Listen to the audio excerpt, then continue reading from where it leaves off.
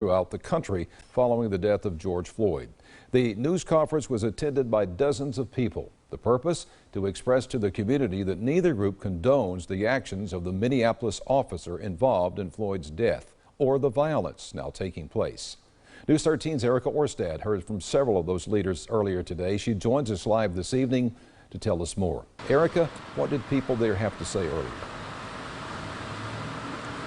Jerry, local law enforcement officers expressed deep sympathy for the Floyd family and for the Black community at that conference, which took place here at the Bay County Sheriff's Office. And minority group leaders said the willingness from law enforcement to come forward and speak up about the incident is in itself an outpouring of support.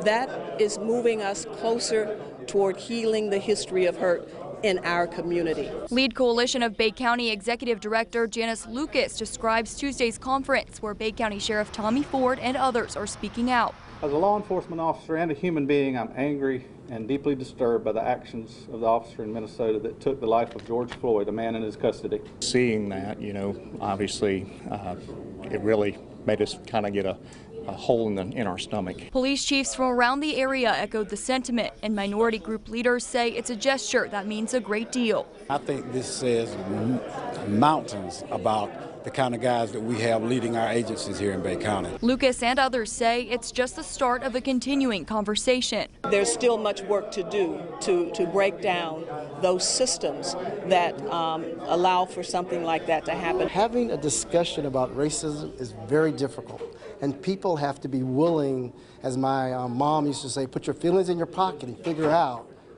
it's still here. But all said that conversation needs to happen peacefully and that violence and destruction is not condoned by either side. Generations are coming behind us, and so we have to leave it better than we found it. Everyone I spoke with earlier said the conference was a positive event for all involved and the community as a whole as a topic of racism.